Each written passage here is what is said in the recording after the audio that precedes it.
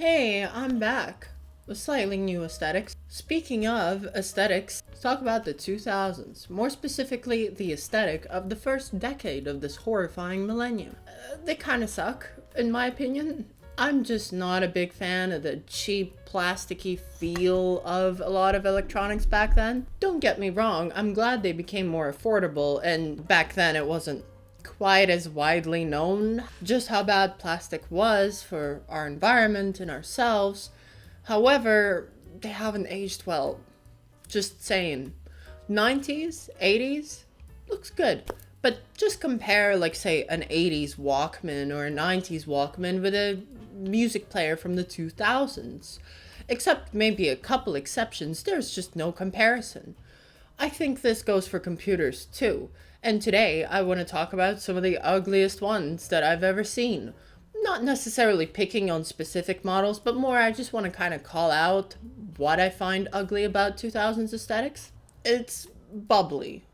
And it's got this futuristic feel that isn't really all that futuristic. It was back then, but it just doesn't have the craftsmanship to it. Maybe it's the association with cheap, primitive CG, but and it's totally understandable when cheap things are cheap. I'm not picking on those exclusively. I don't want to take pot shots at specifically cheap products here.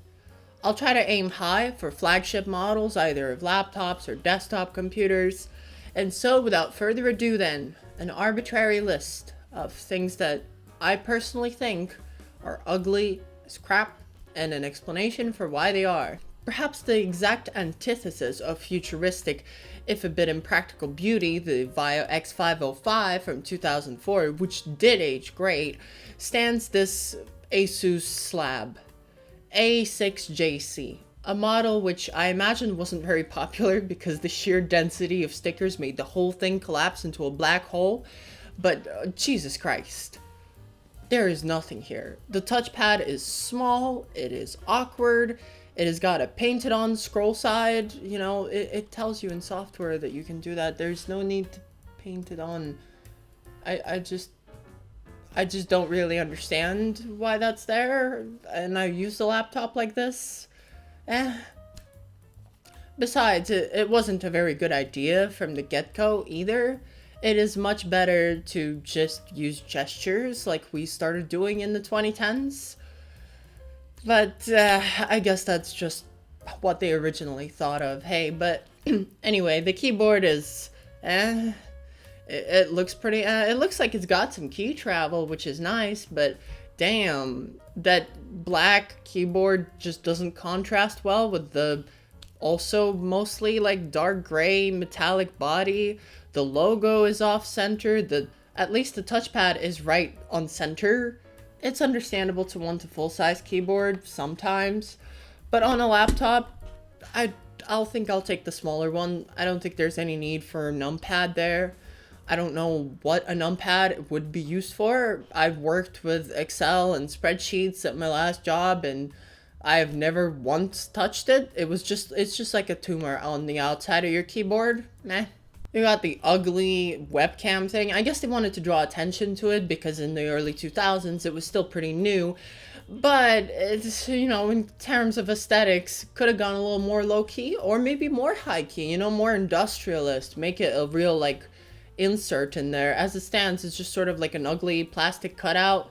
You know, if it weren't like an Asus laptop, if it was some even cheaper brand, I would be careful touching that because maybe there's like sharp bits of plastic on it. Anyway, so this is a pretty obscure laptop that I just remember seeing back in the day, but how about we go to a more mainstream staple? And this is the Dell Optiplex. If you worked in an office in the past 10 to 20 years, you've probably seen one of those. They're a staple model of office computers.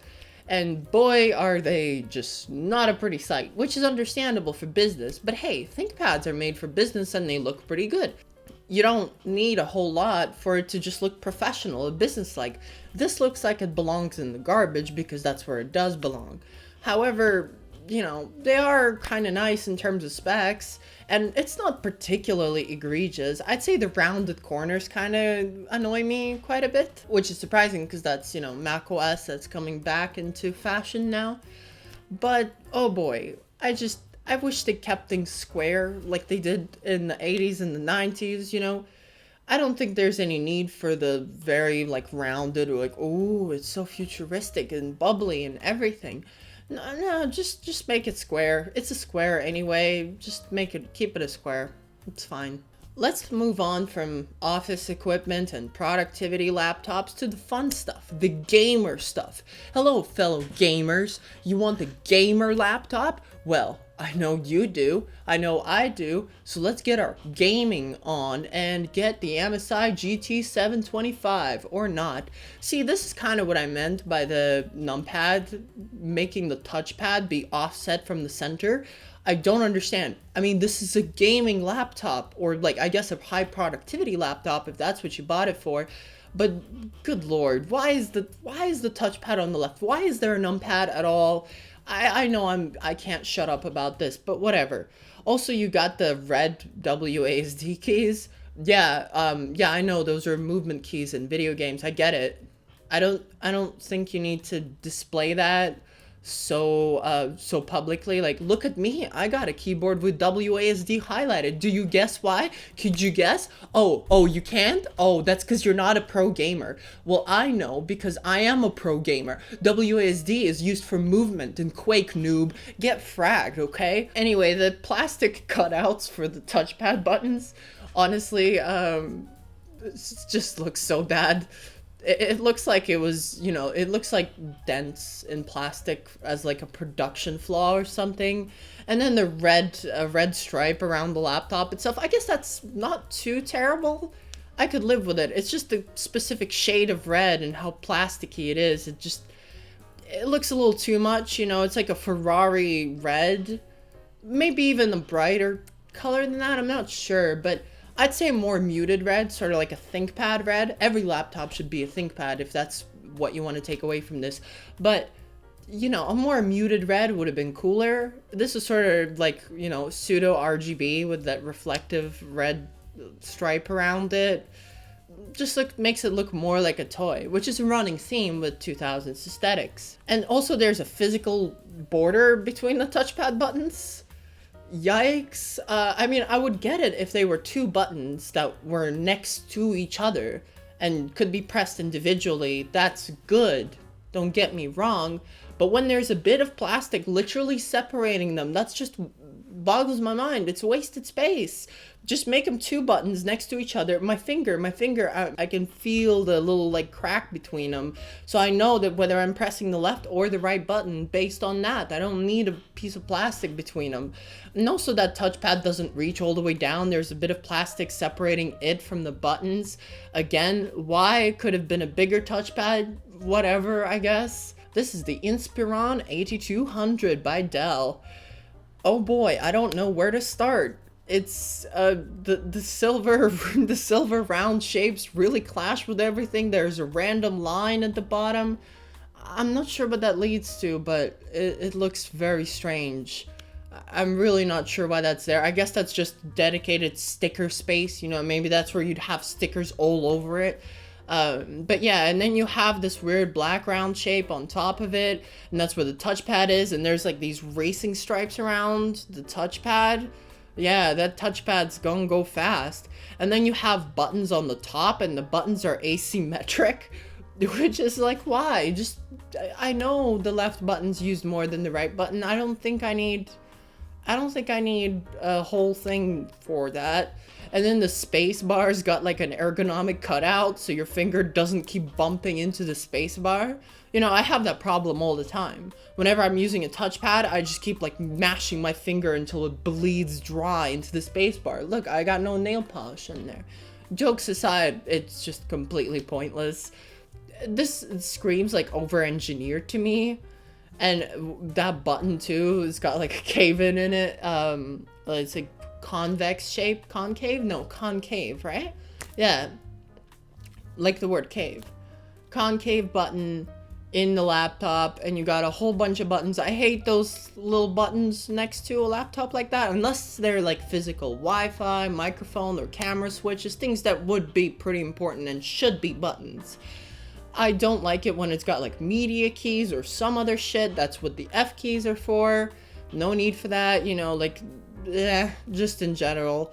I don't like the keyboard layout either. I guess I could give bonus points for the arrow keys being kind of normal sized. That's, you know, that could be an issue on laptops if you're scrolling through a document. Normal sized arrow keys can be nice, although it does make them stick out there on the right and bump into the silver pad, whatever it's for.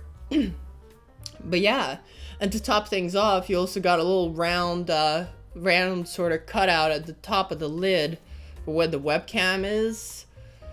Yeah, I don't like that either. Should have kept it square, industrialist, very sort of utilitarian, like a ThinkPad. Every laptop should just be a ThinkPad. It's over, laptops. If you think I'm incapable of critiquing ThinkPads, well, guess again, because the next laptop on our line is the IBM ThinkPad I Series. Now, this thing is, it's also got a weird round shape around the little buttons where the touchpad would be on the Inspiron, and it's got colored buttons at the top. Kind of makes me think of like a DVD remote, you know, it'd have those colored buttons, you'd never press them, you don't know what they're for, they're just there, just don't touch them or it'll like destroy the whole thing. But yeah, so again, weird round shape, weird little cutouts on the sides, looks like DVD player controls at the bottom with even a little like green screen there, so you can see what track you're on for the CD. I don't know, I honestly don't know. I mean, to be fair, this isn't exactly a 2000s laptop. In fact, if you can see at the very bottom there, it's powered by Microsoft Windows 98. But it's close enough. I think that this fits more into the 2000s aesthetic than it does into the 90s one. Again, round shape, weird little shapes on the sides. The touchpad is weird. Why is the scroll button below the other buttons? Should be in the middle. I feel like that's much more sensible because it mirrors a mouse more closely. Instead, it's at the bottom, so whenever you rush your palms down, you might accidentally hit it with your thumb or whatever. Just a very strange design to me. Also, we got no logo on the lid, but a very fat, big bezel. Oh, well, big bezel? What are you here? What do you expect? It's the 90s. Well, you know, laptops from the 90s didn't always have such huge bezels. I understand that making a big enough screen was more of a problem back then, but nonetheless, this is still too much, even for back then. Next thing isn't a personal computer at all. In fact, it is a games console. It's the silver fat PS2. I can just imagine this ratio on this, eh? I know a lot of people have nostalgia for this, but before you stab me with that pitchfork, let me explain. The PS2 is an awesome console, probably the best Sony has ever made that I've experienced, and I have many fond memories of it. But visually, aesthetically, the silver PS2 is just not great. It looks like a dev kit. Even so, what's with the weird lines on the front? I'm sorry, but this design is just not for me. Black, on the other hand? That one's pretty good, especially the slim one. I know the slim is often criticized for looking cheap, but in this case, I actually kind of like how small it is. Like, it's like a little folder you could pick up. How about another high-end laptop, like sort of gamer, but not quite? The Dell XPS M1710. Wow. So first of all, immediately we got buttons on the front. I couldn't even tell those are supposed to be speakers. I thought they were vents at first, but then it wouldn't make much sense. You got XPS on the touchpad, in case you forget what laptop you were using. You got big bezels on the sides of the laptop, which I can sort of forgive. A lot of laptops back then had that. I would say just expand the keyboard, but then again, the touchpad is already very, very small.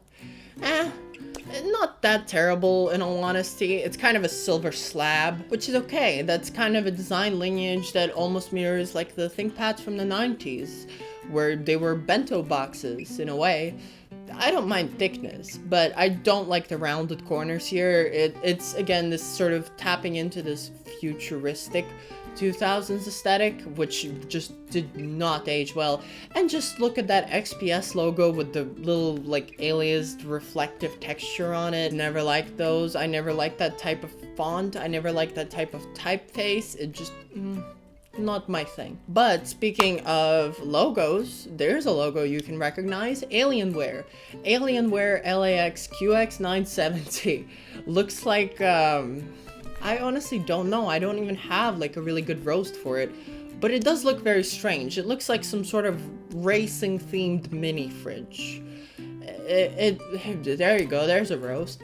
But yeah, I don't particularly find this very good. It's just, there's too many angles on it. It has that feel of like some sort of racing, maybe aesthetic that it's trying to perform, like, oh, it's fast. I get the point of that kind of design, but again, just didn't age well. It sort of also looks like it's fatter on the top than the bottom, which gives it that sort of stupid look. Like the thing's got a big forehead or something, I don't know. But yeah, just not all around a great design case. I don't think Alienware ever really had like great designs. I know early 2010s, they had the RGB stuff for a bit before it was really that popular. And that was popular with some type of people, but not with me. And honestly, this is one of the worst ones that I've seen. We've been talking mostly about Windows PCs so far, but Apple isn't much better. MacBooks today look pretty alright. I mean, features-wise, highly debatable whether they're any good. However, they look okay. I don't think that's really like up for debate since every laptop has copied them, almost. But Apple hasn't always looked great. In fact, one of the more famous Apple machines of the 90s and the early 2000s looked terrible. And that's just my opinion. So before you unsubscribe, do hear me out.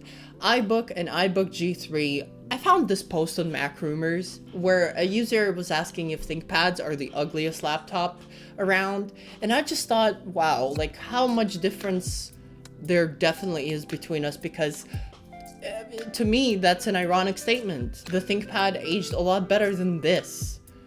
This looks like some sort of, you know, like a literal toy.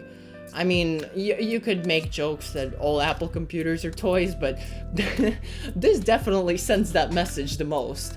With the translucent plastic, I guess that was futuristic. It's got a bubbly, transparent CG type look to it, you know, like some sort of futuristic Disney Channel sci-fi sitcom show or whatever.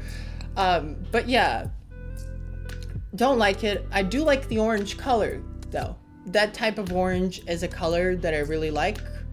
But on a laptop, maybe not so much.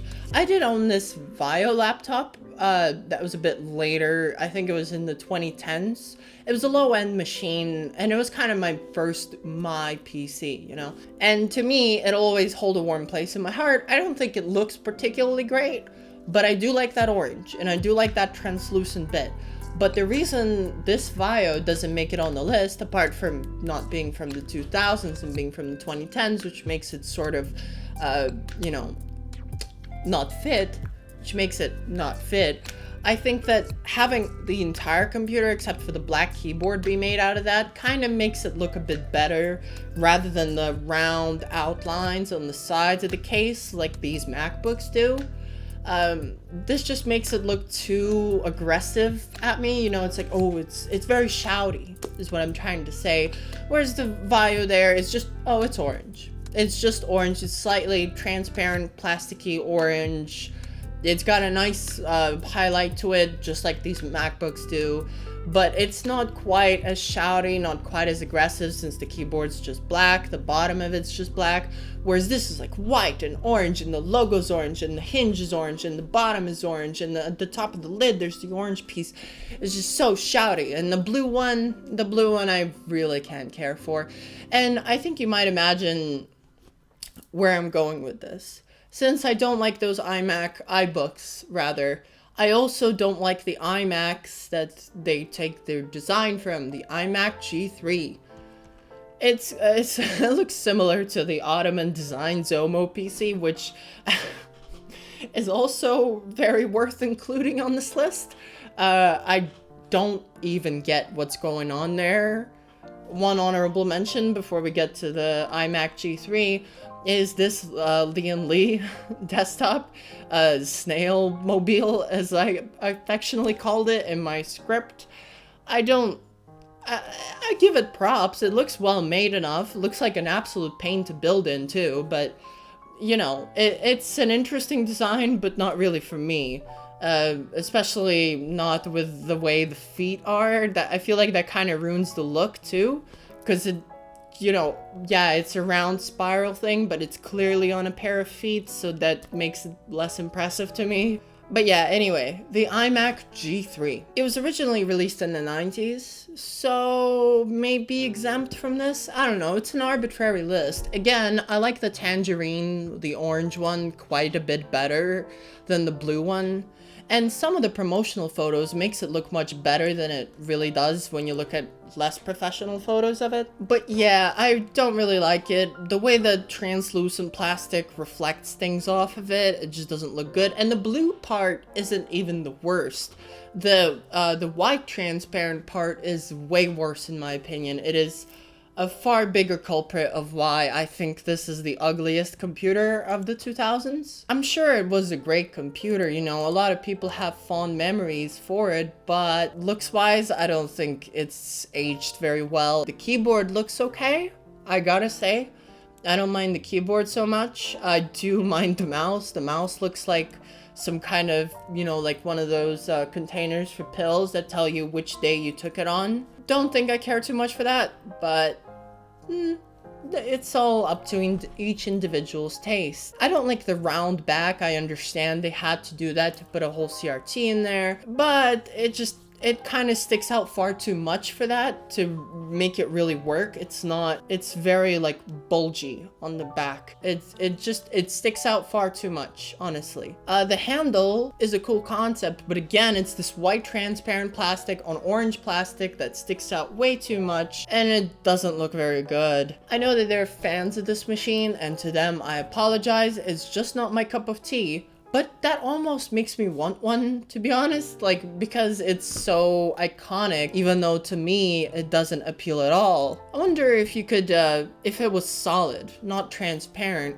if it would even look better, or whether the color schemes are just far too garish. Like this green one, honestly, that looks even worse than the normal blue one, the one that most people know. The indigo one also looks worse. Maybe? I don't know. Honestly, it just doesn't appeal to me. But anyway, that concludes my little hot take list. I hope you enjoyed this. It's just kind of a relaxed video I thought I'd make, and I'll see you for other content if you choose to stick around. And if you like this, then please do. And bye.